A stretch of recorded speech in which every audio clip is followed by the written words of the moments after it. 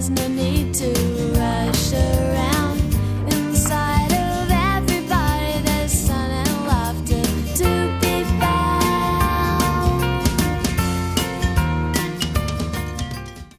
This is the month of May, so today I want to talk to you about May birthday authors. Author and illustrator Grace Lin has a May 17th birthday. She grew up in upstate New York with her parents and two sisters.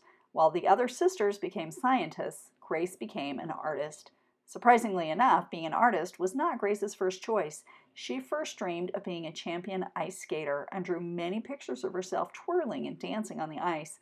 Unfortunately, Grace had neither the talent nor coordination to make it to skating stardom. However, the pictures she drew of herself held much promise and quickly became Grace's career focus. Grace Lin has written the early reader series Ling and Ting, as well as many chapter books, including Starry River of the Sky, Where the Mountain Meets the Moon, and When the Sea Turned to Silver. One of the things I loved about these chapter books was how she weaves one story inside another, and she talks about that connectedness in this author interview.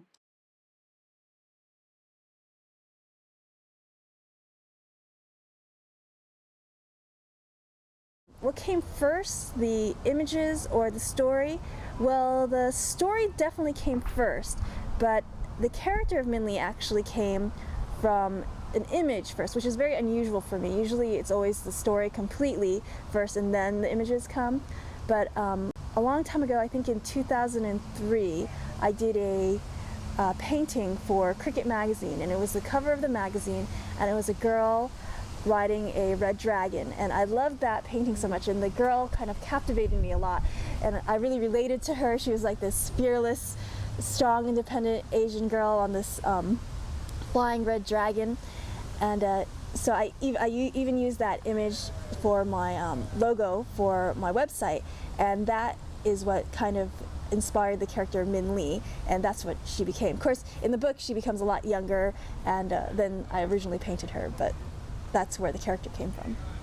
I tried to make it all tie together. One of the themes in the book is the red thread. Right in the beginning you learn that the Old Man of the Moon connects all people who know each other through this red thread. As soon as you're born, there's a red thread that he ties to your ankle, to your wife's ankle, your husband's ankle, and every person that you meet have been tied together by this red thread. So the theme of connections and everything being interconnected is really important in the book, and so that works with the all the little stories that I place in. They're all interconnected, and even though in the beginning you might not really know how they're connected, when you get to the end you see how they really all fit together.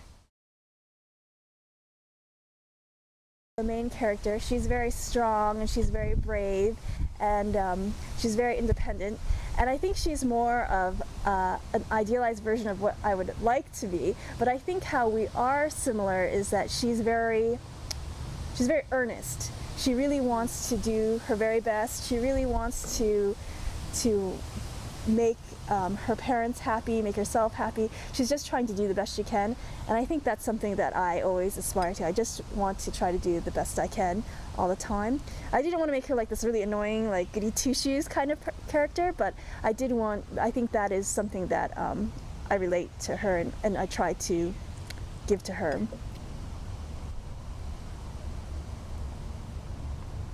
Kindness is kind of is very present. It is present in the book.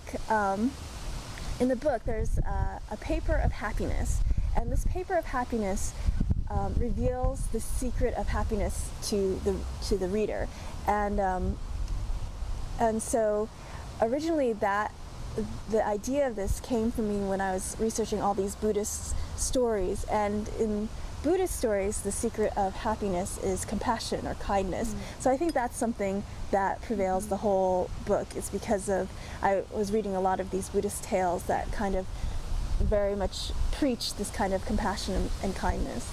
I think for me, for the books that I want to write, I'd rather have them be more smart characters, not based so much on their outer beauty, but more about their inner strength, and also their wisdom or their wits. If you notice in Where the Mountain Meets the Moon, Minli gets out of all of her situations not by any kind of force, not by any kind of violence or even kung fu or anything like that. It's all using her brain or her minds to figure out a smart way out of each situation. Yeah.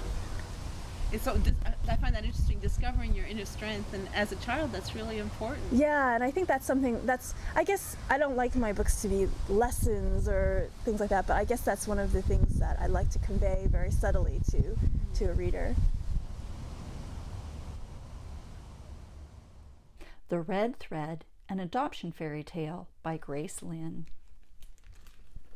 There is an ancient Chinese belief that an invisible, unbreakable red thread connects all those who are destined to be together. This story again? You've heard it 100 times. Are you sure? Okay, I'll read it. Once a king and queen ruled over a magnificent kingdom. Their subjects loved them. Their castle shone like the sun, and there was never any famine or drought. They knew they were very lucky, yet something was missing.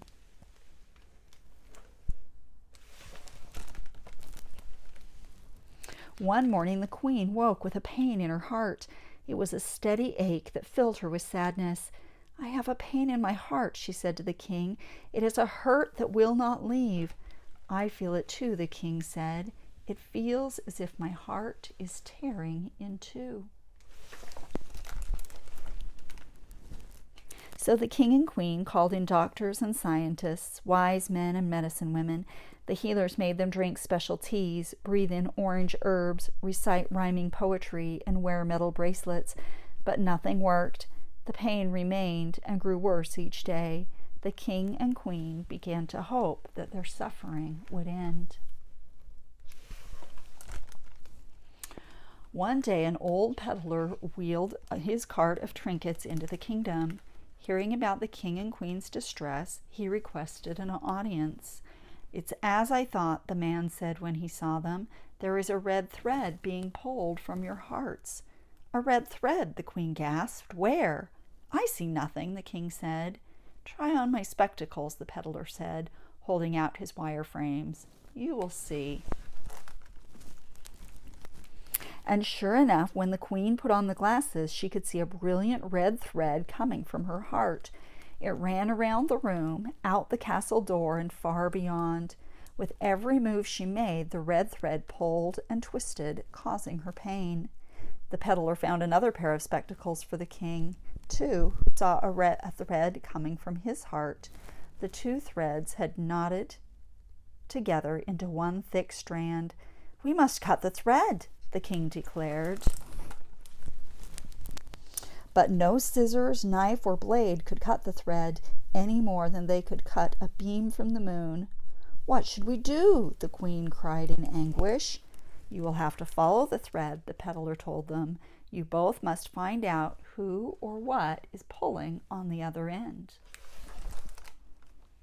So the king and queen packed a basket of food and wine and left the kingdom in the care of the queen's sister. They followed the red thread out of the castle, and their subjects waved farewell. Even though the king and queen were so sad to leave their kingdom, each step they took lessened the pain in their hearts. It was a long and difficult journey. Snow fell and sharp rocks made holes in their shoes. The king and queen shivered in the cold, and their fine clothes ripped from wear. Kind birds flew to help them untangle the thread from the tree branches. But the king and queen continued. They knew following the red thread was their only cure. As they traveled, the thread grew shorter and shorter. Yet when the thread led them to the shore of a vast sea, they almost despaired. But the thread tugged at them, so they bought a boat and began to row. With every stroke of the oars, they wondered what was pulling the thread. Was it a ferocious beast or a cruel magician? What would they do when they met whatever was on the other end? The king and queen finally reached the shore of a faraway land. The red thread guided them to a small village. The people stared at them They were so strange, with their clothes ripped to rags, hair tangled, and faces as pale as the moon. But the villagers smiled a greeting, for they were a friendly people. The king and queen, however, took no notice of anyone. The end of the red thread was within their sight. They ran to a small bundle in front of an old house. When they reached the bundle, both stopped in amazement. Inside the bundle was a baby.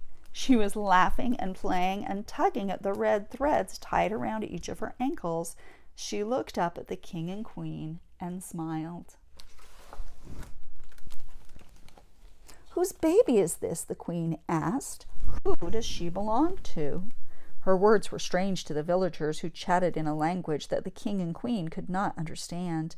Finally, a wrinkled elder pushed herself forward. The elder's bespectacled eyes followed the short red threads connecting the king and queen to the baby. Her face broke into a broad smile. "This baby," the old woman said, "belongs to you." So the king and queen took the baby home to their castle, and she became the princess of the kingdom. They never felt the pain in their hearts again. Instead, they were filled with joy and happiness. They never found out how the red thread had connected them to their daughter, but they knew why, and that was all that mattered. The king and queen searched for the old peddler to reward him for his help, but he had moved on to the next kingdom. He had heard the king and queen were suffering from a pain in their hearts. Yes, it's our favorite story too.